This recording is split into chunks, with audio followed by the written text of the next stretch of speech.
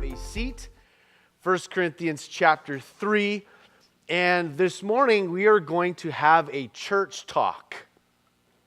That doesn't mean we're going to have a business meeting about the affairs of Emmaus, but rather chapter 3, as we'll read together and as we unpack it, is really a lot about the church.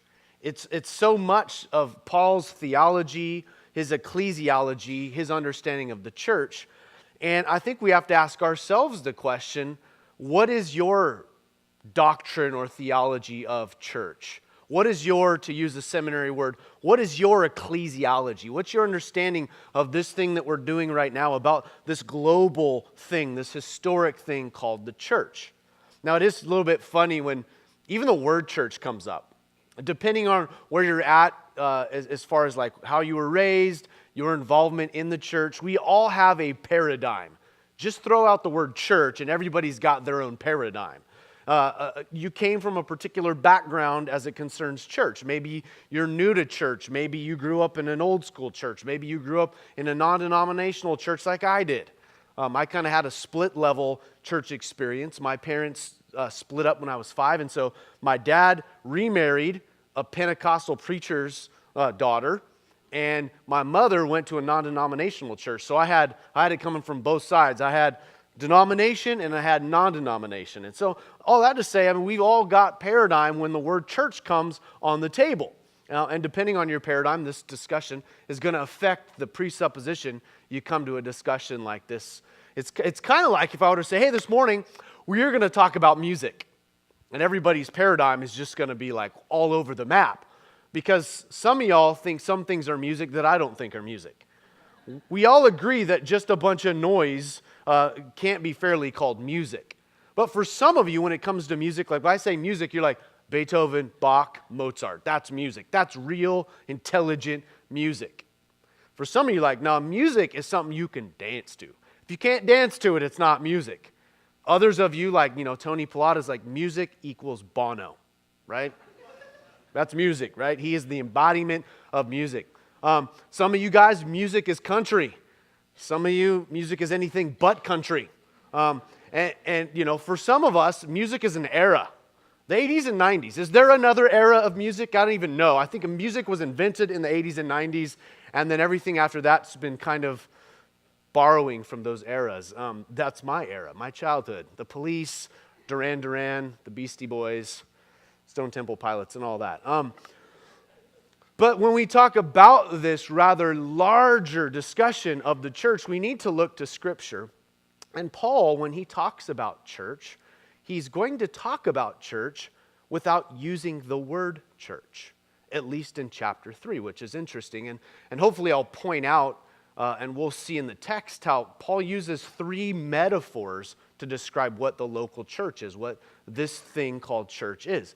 But just for your knowledge, if you are a student of the New Testament, which we all ought to be growing in our understanding of the Bible and the New Testament in particular, the word church is inescapable in the New Testament. It comes up something like 79 times the word church is used.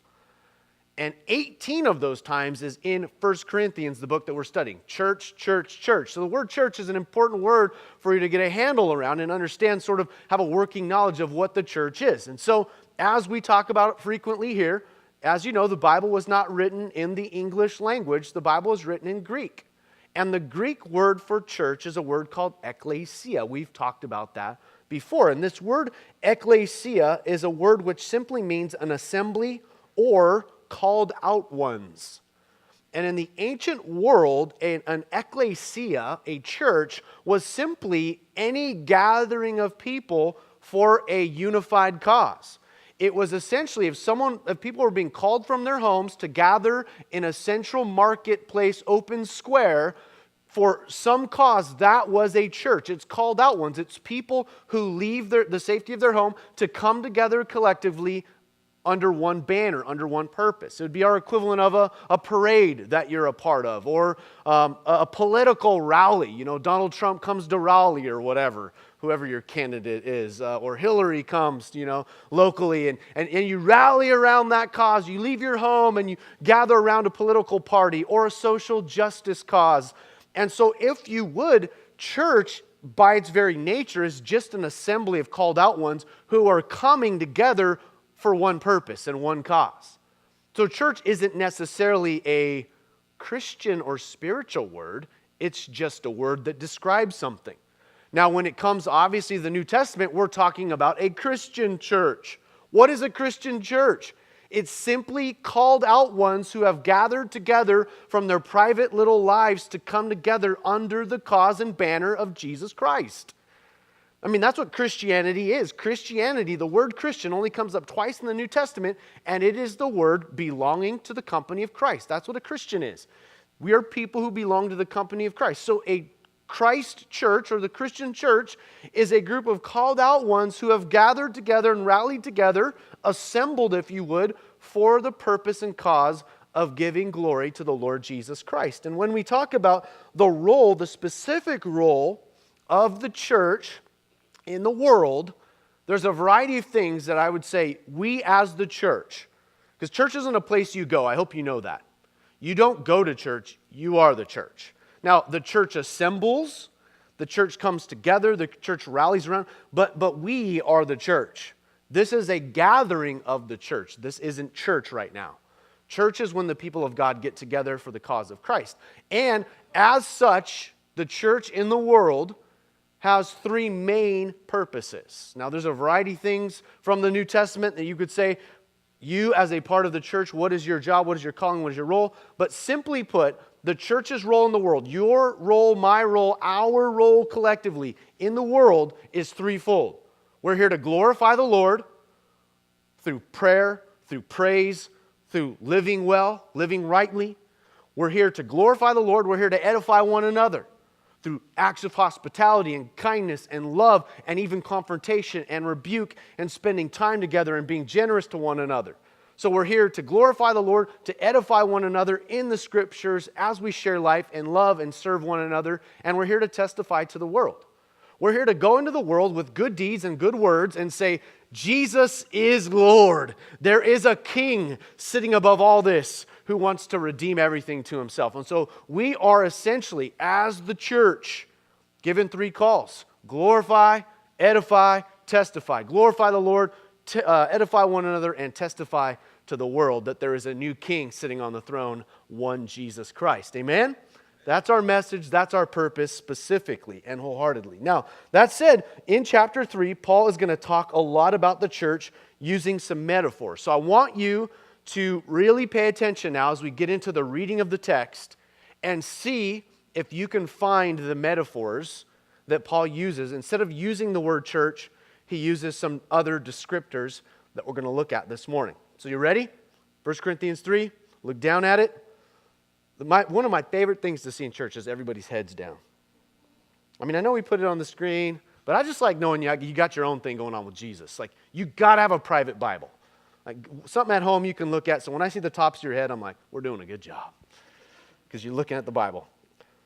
Verse 1, chapter 3. Brothers and sisters, I could not address you as people who live by the Spirit, but as people who are still worldly, mere infants in Christ. I gave you milk, not solid food, for you are not ready for it. Indeed, you are still not ready. You're still worldly. For since there is jealousy and quarreling among you, are you not worldly? Are you not acting like mere humans? For when one says, I follow Paul, and another says, I follow Apollos, are you not mere human beings? And so last week, we spent the whole morning on these 4 verses, primarily a message called Growing, or Grow Up. I think it's titled on YouTube, Growing, just a more soft touch to that. But it really has to do with growing up and being mature in the Lord. Now, he continues with this thought. What, after all, is Apollos? And what is Paul? Only servants through whom you came to believe, as the Lord has assigned to each his task. I planted the seed, Paul writes, verse 6, Apollos watered, but God has been making it grow. So then verse 7, neither the one who plants nor the one who waters is anything, but only God who makes things grow. The one who plants and the one who waters have one purpose, and they will each be rewarded according to their own labor. For we are co-workers in God's service, and then note verse 9, you are God's field, God's building. So now we got two of the three metaphors on the table. What does Paul say the church is? Two things in verse 9. Look down. It's okay, you can cheat. It's an open book test. You are number one, God's what? Field. You can talk in church. All right, talk back to me. You are God's, and you are God's building, right? You are a field, a vineyard, a farm, and you are a building. These two metaphors are going to be actively in play this morning as we discuss our ecclesiology. What is the church? What's your understanding of the church? Well, the church is a field, God's field, and the church is God's building. Then verse 10, by the grace God has given me, I laid a foundation as a wise builder, and someone else is building on it, but each one should build with care. For no one can lay any foundation other than the one already laid, which is Jesus Christ. If anyone builds on this foundation using gold, silver, costly stones, wood, hay, or straw, their work will be shown for what it is, because the day will bring it to light. It will be revealed with fire, and the fire will test the quality of each person's work. If what has been built survives, the builder will receive a reward. If it is burned up, the builder will suffer loss, but yet will be saved, even though only as one escaping through the flames. Now, briefly, we'll circle back to this in just a little bit, but Paul now is saying to the workers in the church are like farmers in a field, and they are like builders building on a foundation, and Paul lays out a stiff warning to all church leadership, anyone who wants to be in church leadership in any way, shape, or form. He says, you, at the end of the day, your work will be judged according to its quality. It will be tested by fire. I think this passage has been misinterpreted as Christians thinking it's how I'm building my life. Am I building with gold, silver, and precious stones, wood, hay, and stubble? No. This is saying to church leaders and church collectively, how are you building your church? Because it will one day, on the day, that day, when God judges all men, He will judge His church and judge the quality of what we were building, the materials with which we built the church of God. And I have a lot to say on the material that we build, so I will not get ahead of myself. Verse 16, Don't you know that you yourselves are God's temple, that God's Spirit dwells in your midst? If anyone destroys God's temple, God will destroy that person, for God's temple is sacred, and you together are that temple. So now we have metaphor number 3. You are God's, number 1, come on, you are God's, come on, I'm going to keep bugging you. You are God's, you are God's, and you are God's. Okay, so now when we start thinking about church, Ekklesia, the Ekklesia of God, we got metaphors in our head now. What are you going to do with these metaphors? You need to start understanding that when Paul, the architect of the church, starts talking about the church, he uses illustration. So farming illustration, building illustration, temple illustration, that is the church, friends. It is not a 501c3 nonprofit cool organization with a rock band, a motivational speaker, and donuts and coffee in the lobby. That is a gathering of people, but that is not the church. The church is this complex, beautiful field, building, and temple of God that is eventually all going to be joined in unison at the throne of God, where every tribe and tongue and every person will be gathered before the throne of God, saying, "Worthy is the Lamb who was slain." And Pastor Jesus will fire all the pastors and church workers, and he'll say, "I got this. You work for me, you worship me, you're all on staff." And so we're going to gather together one day as God's temple, God's building, God's field. We are that today, and we are becoming that even more. So then he says, verse 18, "Do not deceive yourselves. If any of you think you are wise by the standards of this age, you should become fools so that you may be wise. For the wisdom of this world is foolishness in God's sight." Paul likes to pick on the worldly wisdom compared to God's wisdom, saying the wisest of the wise in this age is a fool compared to God's knowledge and wisdom. As it is written, He catches the wise in their craftiness. And again, the Lord knows that the thoughts of the wise are futile. So then, no more boasting about human leaders. I like that. Stop bragging about human leaders. They're just workers in a field. All things are yours, whether Paul or Apollos or Cephas or the world or life or death or the present or the future, all are yours, and you are Christ, and Christ is of God. Now, I got a whole lot to say about this one because this is a mind-blowing series of statements that Paul says. He says, whether Paul, whether Apollos, whether Cephas, Peter, we belong to the church, he said, and the world and life and death and the present and the future, and all of it belongs to you, he says, and you belong to Christ, and Christ belongs to God. You know what this is about? This is about the church experiencing, living in what I'm going to call mutual belonging. That is, you cannot have Christ without us. You may not like us, you may not want to be a part of us, but you don't get Jesus without us. Because he said, the church is mine, and you are mine if you're a part of the church. You can't have us. Oh, I don't really like Jesus, but I like this community. I like Michael Cologne. He's cool. I want to be with Michael Cologne and Tom Butelet and Asher. And I want to hang out with Ruby. But I don't know if I want to be with Christ. Well, you don't get us if you don't get Christ. Now, you can come hang out with us, and we'll be cool with you, and we like you, but you can't have us in the sense that you don't belong in the way that you could if you don't love Christ. You can't have Christ without us, and you can't have us without Christ. And essentially, Paul is saying, you have been given the universe. One day, in reality, the entire universe is going to be yours. Now, I don't know if you know that or that registers with you, but everything that is going to be, the present and the future, and Paul and Cephas and Apollos and you and me and all of this, we are going to have it all. He said, all is yours, and you belong to Christ, and God has Christ. It's all in God.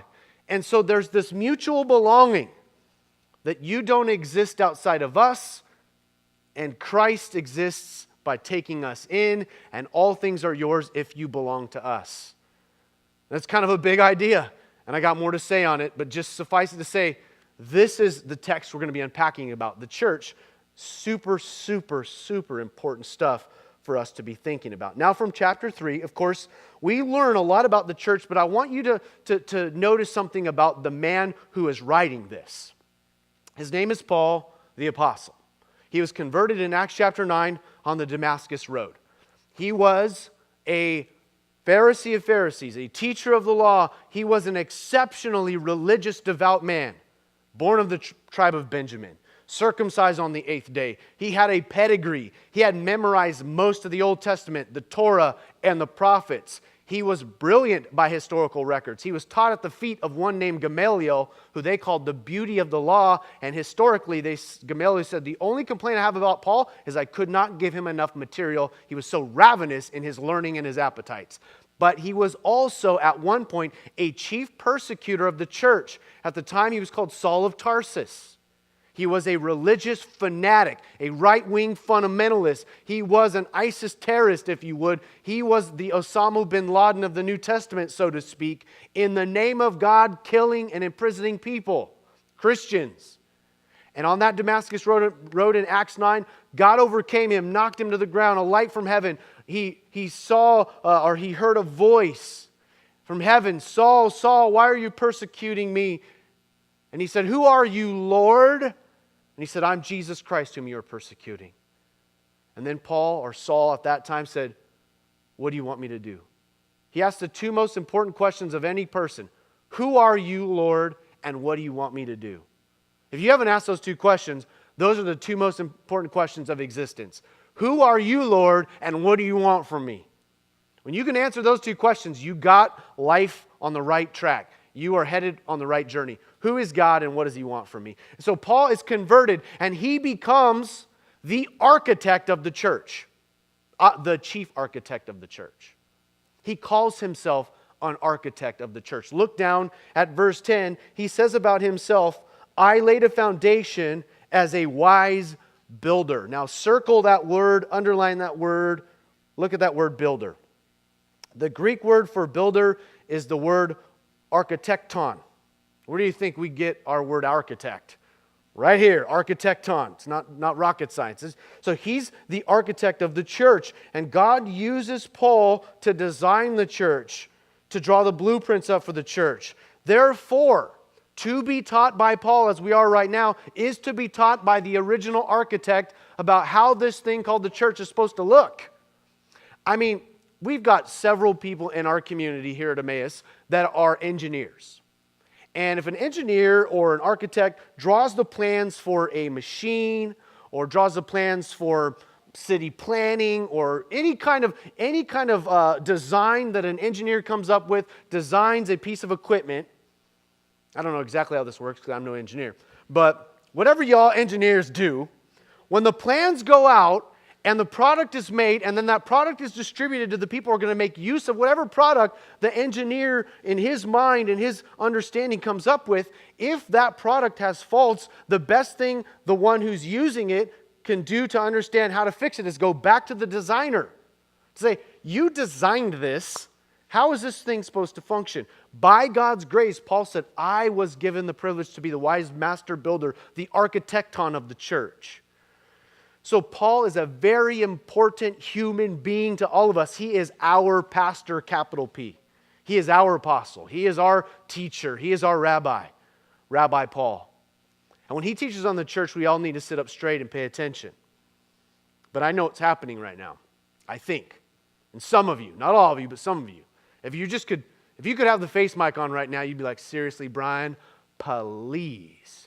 You're going to make us spend the morning talking about ecclesiology? Really? We're going to talk about the blueprints of the church? Come on. That's for pastors and seminary students and theologians. I just want to hear something that has direct application for my life. I'm drowning in my own life. Could you just help me with life? Give me a motivational speech. Tell me how to do better with my money and my marriage and my children and my sex life. And, just help me with life. But let me say something to you, because I don't know if we all realize this, but your relationship with Jesus is directly tied to your relationship with the church. Everybody needs to understand church. And I know there's all kinds of opinions about church. There's a lot of angst out there about church. I don't like the church. I don't believe in organized religion. Church. I don't like that church. I don't like that church. I don't like denominations. I don't know why we have them. Complaining about the church. But listen, all that to the side, you don't exist in Jesus the way that you're supposed to without the church. So you're going to do better with your money and your marriage and your kids and even your sex life. You're going to do better in your singleness and in your marriage and in your business and in all things concerning your vocation and your spirituality if you are plugged and understand and have knowledge of God's beautiful living organism called the church, the body of Jesus Christ. God's what? His number 1, field. Number 2, building. Number 3, temple. Number 1, field. Number 2, number 3. Yeah, I know I'm being redundant, but that's the way people learn. I'm going to take a drink of water.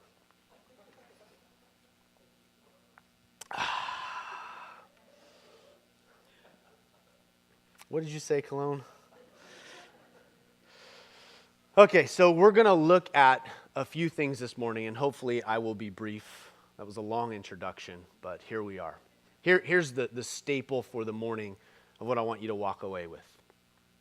Paul, as he lays down ecclesiology, he teaches us 4 lessons that I just want to briefly put before you. Lesson number 1, he teaches us about, number 1, the leaders in verses 5 through 9, how to look at the leaders in the church. Lesson number 2, he teaches us about the foundations. Lesson number 2, the foundations, verses 10 through 11. Lesson number 3, he teaches us about the building materials of the church, how to build a godly church. Lesson number 3, the building materials, verses 12 through 15.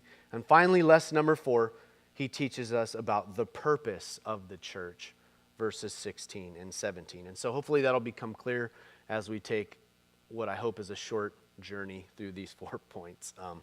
People start sweating it when I have more than 2 points. But let's begin with lesson number 1, and that is the lesson about the leaders in the church. When Paul talks about the leaders, he starts using agricultural terms. And he says that the church is, number 1, God's field, right? Okay, good. You're still tracking with me. He uses this term field, and he said the workers in the field, he said, who is Apollos? Who is Paul? They are servants. They are farmers.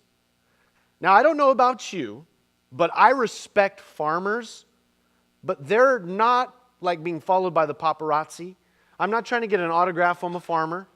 I'm not podcasting a farmer. I'm like, that man is working hard so I can eat, and he depends on God so his crops will grow. I respect that. That's hard, honest, real work. That's hands in the dirt. That's not a popularity contest. That's not human coolness. That is an honest, hardworking man who's working to benefit others from what he grows on his land. I love that. And Paul says that is what your pastor is. That's what your leaders are. That's what the elders and the deacons and every pastor and every leader in whatever shape, form they are. Your MC leader, we're farmers. We're servants. We're here for you. We're here so that you can eat, so that you can grow. And we are simply here to plant and water, and then we depend on God. Nothing I do by itself has the magic power to grow. I can't grow a church. I can't even grow a soul. I can't do anything. What I do is I say, God, you've given us precious seed. And we scatter the seed and we water the seed. And then we say, oh God, if you don't rain upon your church, if you don't cause the miracle of growth, then nothing will happen within hearts and souls and minds. And so really, if you would, to file Christian leaders in their proper category is to say, that's a farmer. That's the guy that keeps the golf course, nice and pristine. Respectable job, good job, but he's not going to become a rock star. He's not going to be popular. He's not going to be a cultural superstar. 21st century America has created the cultural superstar in every, whether it's music, whether it's acting industry. We're just all about sports heroes, and then we just allow the church to become the next edition of the popularity contest. And so we got the most popular preacher contest, and I go, no. Paul said, don't look at Paul or Apollos. Who are we? We're farmers. We dig in the dirt. We plant, we water, and we trust God to make it grow. We're just co-working with God. And we've got our jobs to do, and our jobs are important. I think my job's important. It's not the most important. It's not the most spiritual. Your job's important. I think your job's important. I think what you do is important. Leading in the local church, that's important. You should respect your leaders. But don't respect them like you respect or worship or idolize a movie star. This is just the farmer that God gave to you. And Paul said that's who Apollos and I are. We're just here to serve, here to help. That's what leaders in the local church are. But then secondly, he teaches us not only about the leaders in the church, but number two, the foundations of the church. And again, verse 10, Paul said, I laid a foundation as a wise builder. Someone else is building on it. So he's saying, I'm not the one building on the foundation. I laid it. And then he says, no one can lay any foundation other than one already laid, which is what? Which is what? Go ahead and talk back to me. Jesus Christ. Look down. There it is right there, verse 11. The foundation of the church is Jesus Christ. Paul informs us that his role within the church is a foundation builder. And he says, actually, there can be no other foundation for a Christian ekklesia. Now, you can have lots of churches, gatherings, ekklesias, but if Jesus Christ is the foundation, it's not a Christian church. Now, so there are churches that are not Christian. You know that? There's Elks Lodge, there's, the PTA group, there's all kinds of different little clusters, of people that gather. And there are even people that call themselves a Christian church. But if Jesus isn't being loved and preached and found, they're not building on his life, his death, his resurrection, and his soon return, then that's not a Christian church. That's a gathering of people for a moral talk about how to live better, a good rock show, maybe some good food and coffee afterwards, and a really nice group of moral people. But that's all that it is. That's not a Christian church. A Christian church is the church built on the foundation of Jesus Christ. That Jesus is known among those people, worshiped among those people, looked to among those people. He's saving people. He's changing people. Jesus is the king here. He's the object of our worship. He's the one who's we're talking about, or else we're not a Christian church. Jesus actually had this to say about his self being a foundation for living. In Matthew chapter 7, he said there are two ways to live your life. There are those that hear these sayings of mine, the teachings of Jesus, and they build their life on them. They do what they're hearing. They are like a wise person who founded their house upon a solid rock. Then there are those who hear these sayings of mine, the teachings of Jesus, and they decide that they won't build their life on Jesus, won't build their life, their foundations on Jesus. They are like a foolish person who builds their house on sand. Now, Jesus doesn't tell us what these two houses look like. One of them could have been a double wide built on rock. The other could have been a mansion built on beachfront property. But you know what Jesus said? And when the storm comes, not if the storm comes, and when the storm comes, foundations are revealed. Any organization, family, group, life that's not built on the foundation of Jesus Christ, a storm will hit that life, that family, that church so-called, and if Jesus is not the rock-solid foundation, it will go away. Actually, in the King James, it says, when the storm hit the house that was built on sand, the house fell, and great was the fall thereof. It fell hard. I fall hard if my life and purpose is not built on the foundation of Jesus Christ. Emmaus will fall hard if she is not built on the foundation of Jesus Christ. Literally, we should just stop right now and call it a day. But we are here as architects following Paul, the major architect, and saying, we want to build on the foundation that the wise builder has laid. That was Paul. He said, no other foundation except for Jesus Christ. So Emmaus is not just a Jesus church because that sounds like a really cool marketing ploy. Like if that's a marketing ploy and that's all we got, that's lame. We are a Jesus church because we are a Jesus people. We are a Christian. We are a follower of the way. We are a follower of Jesus. That's what our church is about. In one word, Emmaus is about Jesus. That's it. Nothing more, nothing less, nothing else. Jesus Christ. That's our foundation. If we didn't have anything else, if everything went away from us, we could still gather somewhere and look at each other and say, Jesus is Lord. Now let's sing and pray and read the Bible, right? We could do that on the foundation of Jesus Christ. So Paul says the church is a church founded on Jesus. Number 3, the lesson he teaches about the church is about the building materials with which a church is built. He now addresses those who build on the foundation, and he was not the one building on the foundation. He's probably referring to the leaders in Corinth, the one he had turned the church over to. In verse 10, he said, I laid a foundation and someone else is building on it. And so he's now, if you would, pointing his finger at the church leaders in Corinth and saying, how are you building the church? With what materials are you building the church? He said, because some people build on the foundation of Jesus with gold, silver, and precious stones. Good material. Other people build on the foundation of Jesus with wood, hay, and the King James says stubble. I can't get that out of my head. I just like stubble. I think of beard stubble, you know. I don't know why I told you that, but I did. But NIV, wood, hay, and straw.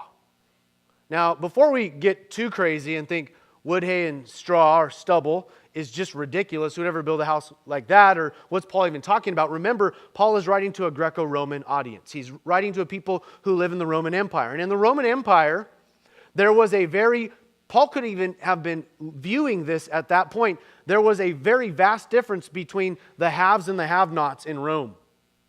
And the houses that were built with the highest and most valued material, gold, silver, and precious stones, were palaces and temples and rich people government houses. And Paul's saying that. And then everybody else kept poor in the Roman Empire was forced to build with the least materials. Wood, hay, and the servants would sleep often on straw. They didn't have like your comfort mattress, right? They're laying down a bed of straw and they're laying down at night on that. So their houses were built like this. And Paul is probably even juxtaposing the two. He's saying, you live in the Roman Empire. You know the Greco-Roman world. You know what the palaces and the temples are built out of? Gold, silver, precious stone. But you know what everybody else's house is built out of? That's like two people building a church. Now we're actually told that in the ancient world, it was frequent that cities would burn to the ground and have to be rebuilt. I mean, you could understand the problem. In those days, without like a heating and air conditioning system, if you want to cook You don't have natural gas being pumped into your house. You're making fires inside the house for cooking and for warmth during winter months. You know how easy it would be for that one spark to get out of control and catch the thatch roof and burn the wood, hay, and stubble house down? And then how easy it would be to catch other houses and burn an entire city down? And in the ancient world, many cities were burnt down. So what Paul is saying here isn't just a curious metaphor. He's actually speaking to his audience, saying, look at the palaces. Look how they're built. When fire hits the Roman Empire, those palaces stay standing. But all this wood, hay, and stubble, it goes up. And Paul said there is coming a day when, on that day, Revelation 19, when Jesus, whose eyes are going to be like fire, when he comes back on the white horse, he is going to take everything down to its raw material. And however your church was built, whatever method, whatever message, whatever doctrine, whatever purposes your church was built on, that'll all be known in the day. It doesn't matter how big the church, how cool the church, how financially well off the church, it will be tested for its materials by fire. And for a church, a ministry whose leaders are building with bad material, their labor will go up in smoke. They will be saved. The church will still be a church, but it'll be down to its foundations. And the man or woman who builds like that will be able to look at the pile of ashes of their life and say, I built my life with wrong material. The Bible says in Psalm 127, unless the Lord builds the house, they labor in vain that build it. So we have to be very careful how we construct this community. How are we going to build Emmaus? It can be very tempting to build with flammable materials. Build it on a personality. Build it on a marketing ploy. Build it on coolness or gimmicks. Hire a CEO who can start businesses. Brand it. Distribute it. Market the thing. And in our modern age, there are a lot of pastors that are more like CEOs of corporations with great marketing skills and leadership prowess, but they're nothing like a shepherd or a farmer. They're far more like a businessman. And I don't know, because it's not my fire that's going to test those churches. All I have to say is the church that I'm a part of, that I contribute to, let us make sure as leaders, as a community, that we build with good materials on the foundation of Jesus Christ. You know, inflammable materials, the precious stuff doesn't grow very fast. It comes slowly. And it's not really that attractive to our humanness. Bible teaching, that's how you're going to build your church? Prayer meetings? Okay. Worship gatherings with serious lyrical content in them? Honest, accountable, confessing community? That's not cool. That's not flashy. That's not going to attract the masses. I agree. It's going to be a slower build. But you know what? What I'm banking on is in that day, how's this all going to turn out? I'd rather build with the right material and not have it all come to ash than to build with the wrong material, but have a great ride and like, look at our thing. It's awesome. The CEO of this company has rocked it. But when the one whose eyes are like fire tests the motive and the material, it all goes up in smoke. God help the church to stay pure, to stay focused, to build right on right doctrine and right believing and right behaviors, and not to always be trying to accommodate the consumer who comes in and doing whatever we can to make people happy. We're not here to make people happy. We're here to glorify the Lord and to edify each other and to tell the world that there is a new king. And if we can build a church around serious, concentrated prayer, true and deep understandings of the Scriptures, the empowerment of the Holy Spirit, an honest, real, accountable body, then I don't care what the results are. I mean, I care, you know what I mean. But I know that we're going in the right direction. And so it's up to us together. It's up to you to keep the leaders accountable. You should know what material a church should be built with so that if your leaders are building wrongly, you can get in their faces lovingly and say, this is not how you build a church. I may not be in a leadership position, you might say, but I know, because I know the Bible and I know the architect. I'm Pastor Paul's congregant. I know how the leading congregant said a church should be built. Don't you build with that material. Be jealous for your church community. Be as jealous over your church community as God is. Care about it. You're a part of it. Don't let it get silly and gimmicky. I'm trying not to let that happen. You as well. Let us do this together and say it is worth building slowly and correctly than quickly, sloppily, and with the wrong material. Because the day will come when God will say, I'm going to look into this church. I'm going to look into that leadership group and how they built it. And on that day, they will suffer loss. You know, when we think of heaven, we often think of the gain of heaven. And I agree, man, heaven is gain. To live is Christ and to die is gain. But not entirely, especially for the leader who built the church with the wrong material. He, she, they will suffer loss. That's why I would say, I don't recommend church leadership. I think it's awesome and I love it, but I don't recommend it for everybody. Because there's a certain amount of accountability and weight and responsibility that you have to make sure that you build with the right material. D.L. Moody once said, your church should be weighed as well as counted. That is, not just quantity, but quality. I was reading a quote from Amy Carmichael, missionary to India, and she was talking about how the leaders must be personally deep if they're going to have deep-founded churches. And she said this, very stunning words for all of us: the work will never go deeper than we ourselves have gone. Pray for us.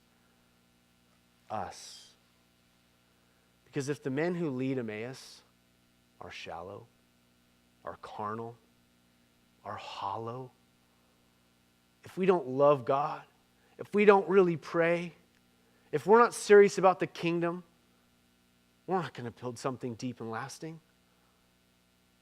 And like you, there are forces at work against the church and against anyone who leads it. Pray for the deacons and the elders and the leaders. And I'm praying for you as you lead your families and you lead your lives, because what you're trying to do will never go deep if you yourself aren't going deep. You want your church to pray, Brian? How much are you praying really? You want your church to study to show themselves approved of God? How much are you studying to show yourself approved unto God? You want your church to be missional? How missional are you, Brian? Leader, deacon? It'll never go deeper than I won't lead something past myself. So we must together go deep. We must hold each other mutually accountable to say, brother, sister, that's the shallow end of the pool. We can't live there. That's not the material that we're going to build our lives or our church or our families with. So sometimes you got to go to war. And I'm just going to say this because I think it's important right now. I feel led by God to hold, I don't have a cool name for it, and of course, being cool isn't my obviously top priority.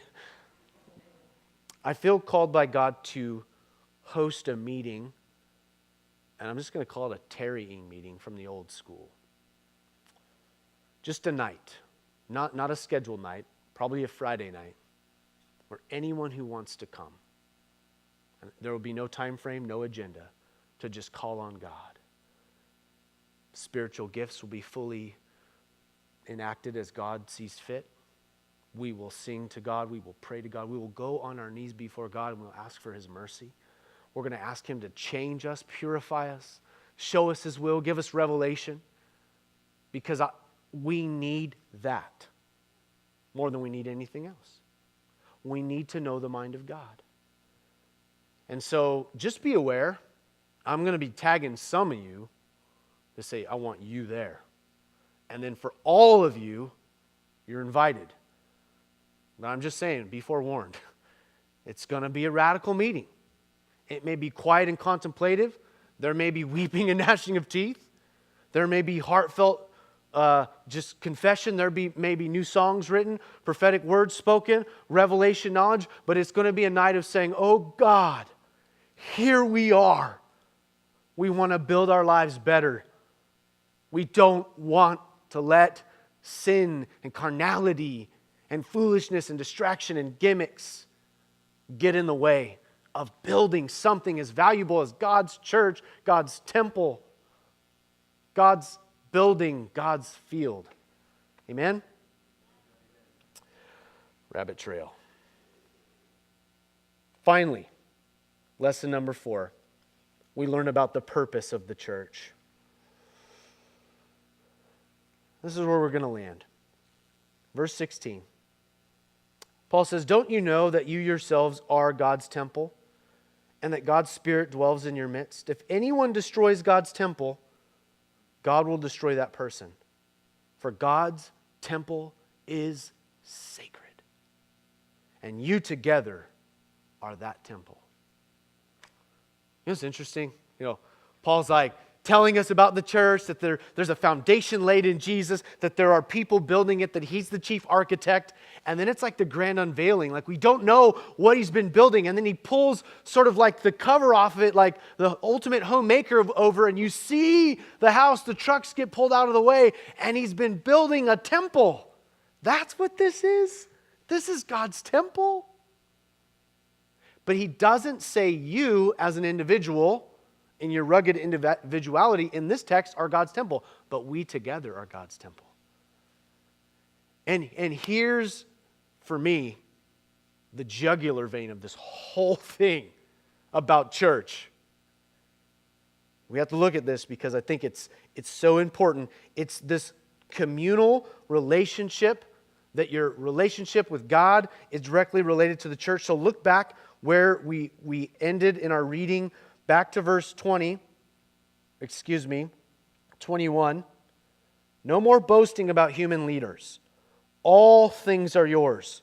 Whether Paul or Apollos or Cephas or the world or life or death or the present or the future, all are yours, and you are Christ, and Christ is of God. Again, the Christian community is about a mutual belonging. Paul says, if Paul and Apollos and Peter are anointed and gifted, we are gifted for you. If you love what God is doing in the worship team, it's for you. If you like the preaching here, it's for you. If you like what's going on in the church, that's yours. It belongs to you. We are not effective for ourselves, we're effective for you. We belong to you. And in that same way, you belong to us. And everything belongs to you. Life and death and the present and the future and the world that is and the world that is to come. And Christ and God, they are all yours, but only if and only when you belong mutually to this thing called the community of God, the church of God, His Ekklesia. You don't exist in fullness as an individual without the communal side of the church. You must belong to this community.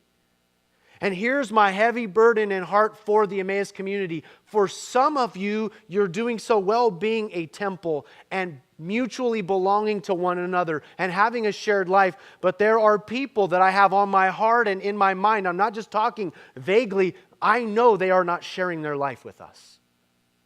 And it doesn't have to be this particular community. I'm fine with that. Just go find one and share your life. Do not be alone. Being a Christian is being called into a family, into a community, and if you are doing this by yourself, you're doing it wrong. You are ineffective in your church life, and your church life and your life with Jesus are directly linked. It's as if Jesus says, if you want to be a part of me, you've got to be a part of them, and if you're not a part of them, then you're not fully a part of me. Because we belong to Christ, and Christ belongs to God, and we belong to each other. Paul said that to the church. I belong to you. I am a gift to you. And I say, thank God for gifts like Paul, for gifts like Apollos, for gifts like Cephas. And if you want to enjoy it, you've got to belong. My question is, are you all in? Are you all in? Are you saying, these are my people, this is my community, this is where my loyal love is going to be centered, these are the people I'm going to cover, I've got their back, I love them, I contribute to them, I'm a part of them, they are my brothers and sisters, they are family, I'll be there when they're sad, when they're rejoicing, I'll be in their lives? Or are you just kind of doing your own solo mission, and then the church has got some sliver of the pie of your kind of agenda of life? We are the church, we are this community. And the best analogy I could think of, and excuse me referring back to where I'm from, but it's my main paradigm. The church I came from was unique, like all churches. And it had some unique blessings to it. Because of its size and the generosity of its members, our church was able to purchase a beautiful lakeside, oceanside retreat center on the Oregon coast. It was a mile from the beach walking on a nice sandy trail, and there was a freshwater lake, literally water slide off the amphitheater that they had built into the lake. So it was awesome. Full court basketball court, fully like kitchen staff, like they were putting out like shrimp, steak, and I mean just awesome. I mean my kids loved Lake Bradley every summer, and because I was a pastor, they got to go to every single retreat because I led all of them virtually. My kids were like, yes, on Camp Bradley. Also, our church, right behind the building itself, had built a retreat center. It was a beautiful retreat center, like not one blade of grass out of order. I'm serious. The greenest grass I have ever seen. I used to think they painted the grass. Hanging flower baskets, cookies the size of your head, like fully staffed kitchen and grounds crew. Immaculate. You walk up there, you feel like this is a piece of heaven. It overlooks this beautiful valley, this big deck at the edge of this mountain, and you're overlooking this valley, and you get your private little cabin, your little monk's cabin, nice, right in the woods, like stuffed up in the woods. And there's like 27 cabins up there, and people are just walking around like humming and singing, and music is playing, and like cookies, and people are fasting, and people are eating cookies, and it's like it was like amazing. And every Sunday, we had like 5,000 people show up, and we had this big outdoor park amphitheater. I mean, multi-tiered, grassy, beautiful, like outdoor baptismal, warm and heated for anyone getting baptized. Sorry, guys, for you who are baptized here. Every Sunday, as the sermon was concluding, this waft of smoke would come from the back because they were throwing down a barbecue for thousands of people. Chicken, hamburgers, hot dogs, chips, Cokes, waters, it's just all there, like just full on, like a whole team of people just barbecuing it up, outside, lawn chairs, people getting baptized. Just amazing, right? Just a really cool thing that God did. I loved it. It was a great place to grow up. Great place to, experience ministry, kind of like paradise. And at one point in the history of our church, our pastor decided that for every tithing member of our church, everything was free. You want to send your kids to high school camp? Fully staffed with young people on a kitchen staff and lifeguards and a water slide and field games and cabins and a whole week, buses, the whole thing, totally free. You want to send your kids? Free. Family camp? Free. You want to eat hamburgers, hot dogs, chicken? Free. Retreat on this beautiful monastery right behind our church? Free. You don't pay a red cent, but you had to be a part of the community. Now you could go to my home church and be like, dude, I really don't like Jesus and I don't really like the gospel, but I want those hamburgers. I'm standing in line for a hot dog. No, it doesn't work that way. You're either a part of all of it or none of it. But if you're part of all of it, then it's all yours. It literally, every member of our church was like, it's all ours. I can't afford a cabin in the mountains, but because we belong to each other, that's my cabin on the mountain. I can't afford a beachfront property on the coast of Oregon, but because I belong to this community, that also belongs to me. Can I take my family out to lunch every week? No, but at this church on Sunday morning, I take my whole family out. Guys, burgers on dad, right? Because it belongs to me. Now push all that to the side if you would, just for an analogy to say, in the kingdom, That's what God is saying. That's what the architect of the church, Paul, is saying. It's all yours if you belong to this community. If you decide that you only like Jesus and you don't like his church, he don't like that. Anyone who destroys God's temple, God will destroy, because God's temple is sacred.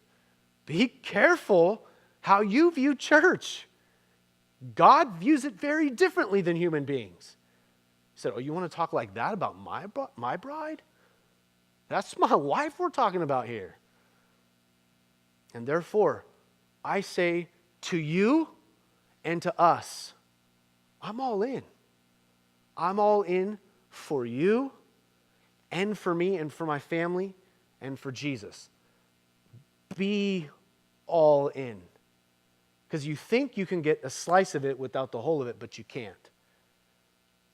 And so Paul, I think, with the heart of a pastor and a father and jealous for his church, would look at each one of us and say, are you in? Are you all in? Is this a part of you and you a part of it? Or are you living a selfish, narcissistic, all by yourself, alone life, and you'll fit us in whenever it's convenient for you? No. Jesus would say, the church belongs to me. If you belong to the church, then it's all yours. The whole kingdom is yours. But if you don't want my people, then you're not a part of me. You can't get one without the other. And so, let's be all in, friends. Amen? And for anyone here this morning who says, you know, Brian, I'm not in. And I don't even know what you're talking about. Sounds like some weird cult. It's not. We're not going to go drink Kool-Aid on some private island, I promise you. For those of you guys who know that story. We are drinking wine this morning, but that's for communion. But for those of you who aren't followers of Jesus, and you're saying, you know, something about what you're talking about pricks my heart. I want to be a part of following God and knowing a community of people who I'm family with. Then we would invite you to continue on this journey with us. And for some of you who might say, you know, today is a day for me to acknowledge that I want in. I want to be all in. And maybe you haven't been as committed to your community as you should be, and God is convicting your heart. Hey, we would love to pray for you, and there is no condemnation for you. And if you're saying, you know what, I am not even really a part of this thing called Christianity, but as you describe it and you talk about the foundation of Jesus, that's what I want to be a part of. We would love to pray with you and to join with you on this journey of coming to know and follow Jesus. So we'll be available for prayer and to really just say, hey, how can we walk with you as you become a part of the family of God? So take advantage of that. There'll be men and women as we come into a time of worship to pray for you. But then also, we are going to enjoy, as we do weekly, the Lord's Supper. The Lord's Supper, it's a communal feast. It's a time where we all eat and drink of the same cup and the same bread, not literally, but you know what I mean? Like, it's all we're drinking the same cup, not out of the same cup. You know what I mean. You guys have all been around here. On either side of the theater, that's available. And the worship team is going to come up and lead us in a song. And then after that, Jen and Amanda are going to pray over the communion. So let's stand together.